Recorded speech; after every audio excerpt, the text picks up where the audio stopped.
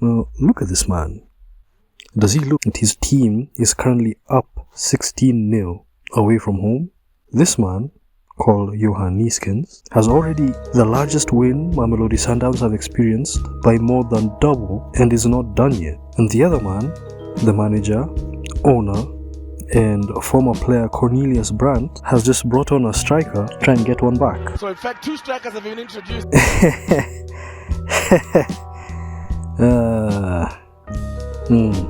We are about to see the biggest blowouts in the history of professional football. I ain't gonna lie, I'm getting cooked. That your team has shown here this afternoon. The fire. Shit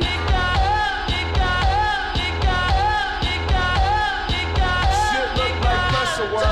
Wrist cuffed up to a lady girl. She got a mustache shirt with a pressure curl. All mixed up like a tilt-a-whirl. Lisa Campbell. But first, let us see who our contestants are. On one side, we have Powerlines FC.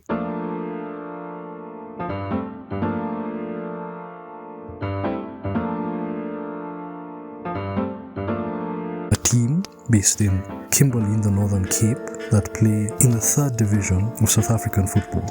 They're an amateur side formed in 1968 that has been family owned from the beginning. A team with its own fair share of ups and downs, but has nevertheless persevered at this point almost 60 years as of this video's release. And now, their opponents.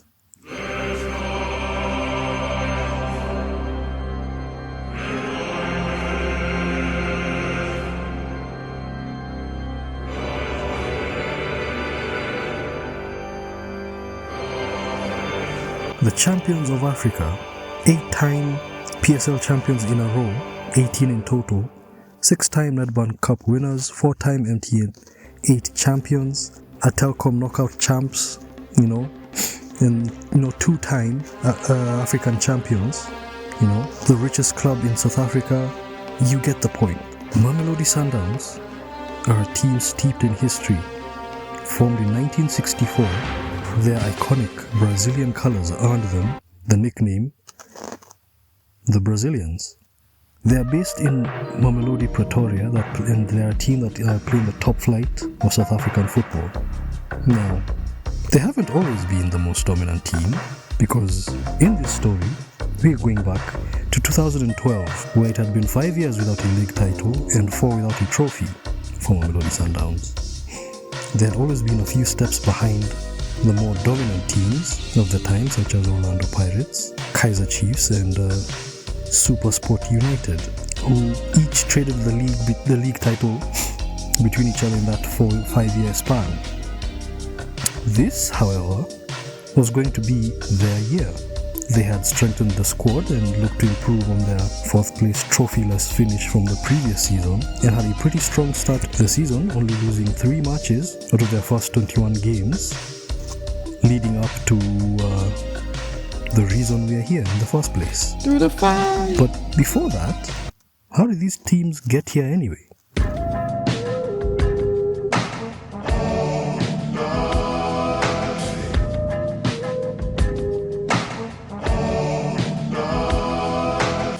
While Mamelodi Sundowns just got automatic qualification based on the fact that they're a top flight team, Powerlines had to play and win a 16-team tournament, then play regional finals against other teams and win out the chance to just appear in the tournament. They had to first play in a mini tournament with 4 teams, or 16 teams divided into 4 groups. Once they got out of that, then they had to play regional finals, where they had to play 3 matches.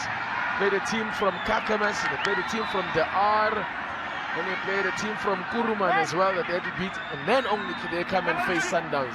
The 2 teams were drawn, with the Powerlines hosting Sundowns. However, on the bright side, Powerlines would be on TV for the first time in their history, and regardless of their result, would walk away with 100,000 rand, which at the time would have been around 13,400 bucks, or as they'd say in Vietnam, 270 million.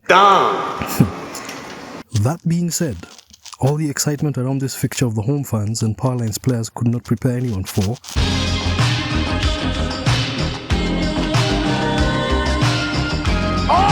with both teams coming into this tie on highs, The talk around Sundowns centered on professionalism and respect for the low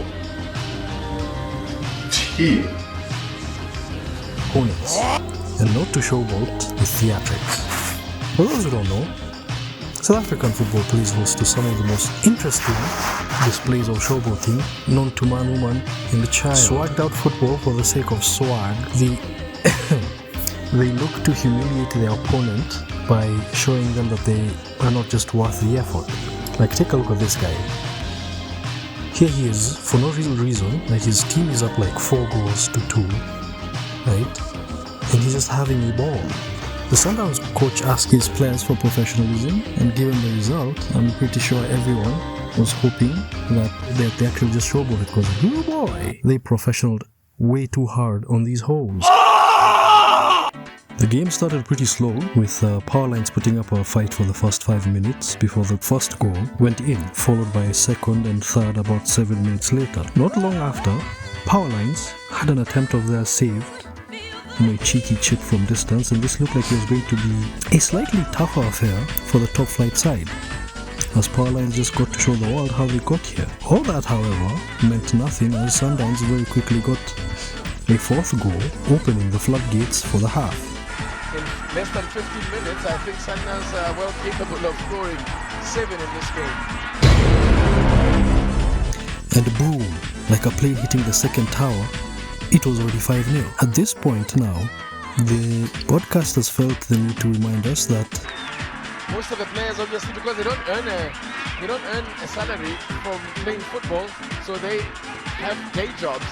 Now the Sundowns players had stopped celebrating their goals, and even more heartbreak came their way as their most experienced player and captain and the nephew of the owner went down with an injury. They scored a 6th goal in an act of divine mercy as they were about to score the 7th. Powerlines then repaid it with a very dangerous attack that yielded nothing. At least the fans are having fun. A club record is broken as they scored their 8th goal. And hey, this kid is having fun. Maybe he's a Sundowns fan, who knows.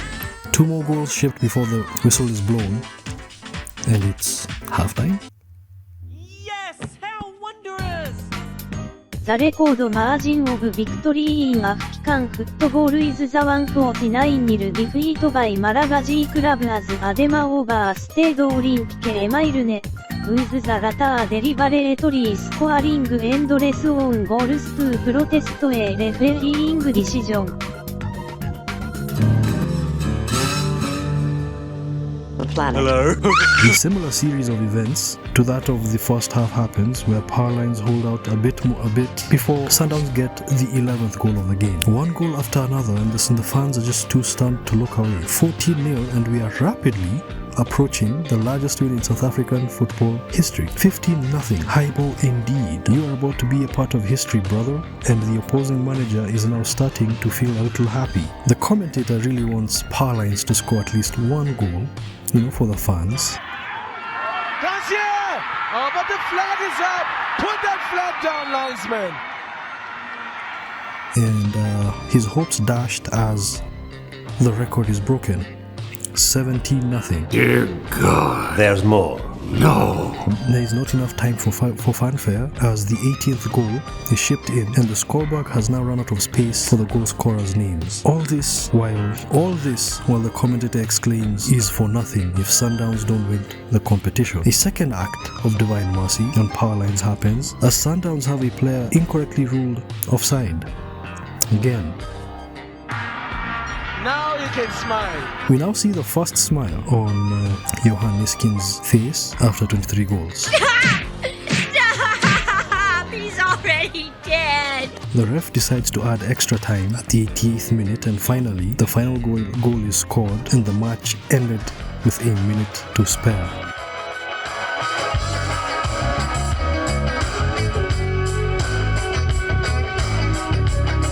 What had been witnessed had never been seen before and sent shockwaves across the African continent. From articles to highlight reels and clip shows stressed the professionalism showed, which actually led to the insane scoreline. The Powerlines keeper, despite conceding 24 goals, was motivated to improve and took it as a learning experience. Our hearts and spirits are not broken. Mamelodi Sundowns are a good team and the rest of our league will suffer as a result of this experience, declared Powerlines coach Cornelius Brandt. With that said, let's look at how these teams did after this game. Sundowns carried on this momentum in the competition and reached the final where they lost to Sport United and finished 4th in the PSL, 6 points behind Orlando Pirates, extending their trophy drought to 5 years. Not bad, at least they managed to win the league 2 seasons later, which kicked off their current dynasty. As for Powerlines, not much can be found on the internet about them, so I really do not know if the rest of their league suffered, because every time you to search their name, all you find Result relating to their 24-0 loss. It's unfortunate that it's the only thing they're famous for. Fun fact, the scorers on this game scored most of their goals of the season in this game. One player, Mushekwi, doubled his tally while another scored all 7 of his goals in that game. Now, what did we learn? That you are not funny. I learned that Never give up! should never give up. It's a lot of cold nights, sucker pains in this bitch. Water whipping on some cane in this bitch. Robbing when they shit the slang in this bitch. It's